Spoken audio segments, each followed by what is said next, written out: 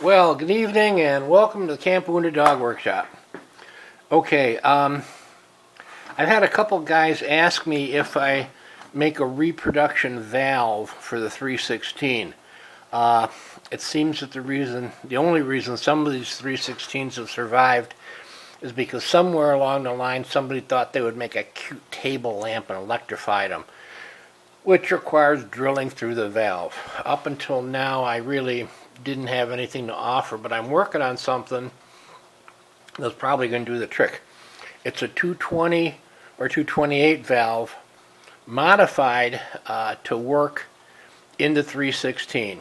Now, the 316 valve, the threads are both 1/8 27, both ends. The 220 valve on one side is, but on the other side, it ain't. Even if you buy flowers and candy, it's not going to do it. So what I'm thinking about doing, and I've made one and it works pretty good. You take the bung from the 220,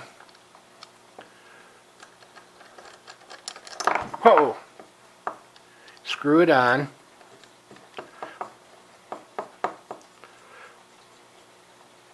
you put it in your vise and you crank it down all the way. It'll go all the way, but it's going to take some muscle to do it. Then you take a drill, 11/32 drill this, and then you can re-tap it with your 1/8 27 tap. Now the neat thing about that size 1/8 27 is it's also the same size as electrical tubing. Now you you may not need to know that now, but someday when you're building a Frankenstein you're going to remember, and that's going to make it better. So anyway, the deal is to drill as far down as you can. Now how far down can you drill while wrecking the valve? That was my question. So I said, okay, I'm going to do it.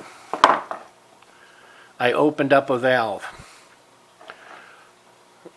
Fuel comes in here, comes up here, shoots over this way and goes up. Now when you crank your needle valve in,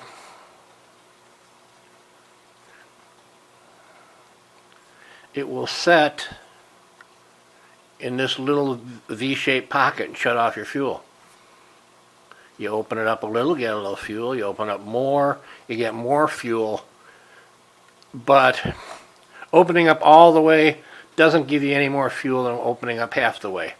Anyway, so this is the deal. Let's see if I can do this so I'll get out of focus. So in case you ever wondered what's inside a valve, that's what's inside a valve. And that's why it's got this little hump thing on it. It's because the machinist had to run a drill in at this angle and at that angle. And that would have been outside the casing if it was a straight shot. So they had to put this little whale hump thing on the back. So anyway, that's how a valve works. Isn't that cool?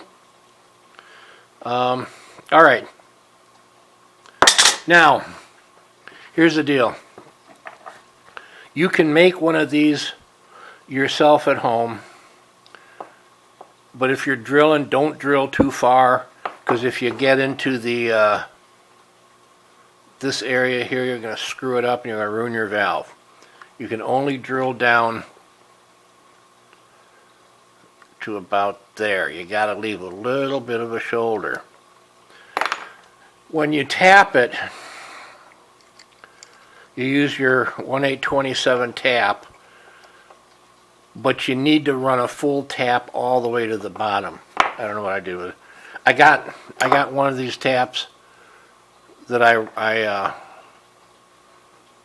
cut it off with the cutoff wheel, so it's a maximum thread. So once I run the starter tap down, then I come back with the full tread, so I have tread going all the way down. I'm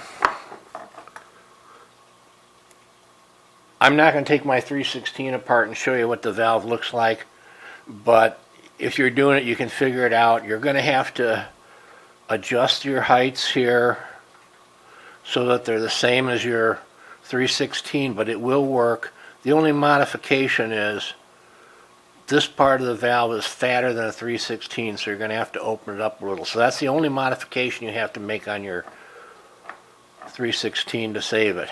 Now, if you don't want to fart around with this in your shop, or don't have all the tooling and stuff to do it, I will be selling these. It requires a sacrifice of a lantern, so you got the price of a lantern plus making the tools to do it, plus paying me for being smart enough to figure out how to do this. So these are going to go for about 75 bucks each. But the bottom is going to be sanded and cut into an hexagonal bolt pattern, just like on your 316. So it's going to look pretty good. So that's it from Camp Underdog Workshop. That's how a valve works. That's kind of fun making this thing. I had to see how far I could drill down. That's why I had to cut it open like this. And I thought, well, since I got this, I might as well share the info in case anybody else needs to know. All right. Thanks for stopping in Camp Underdog Workshop. If you were here in person, I'd give you a cup of hot cocoa and a cookie. All right. Have a good night. See you later. Bye.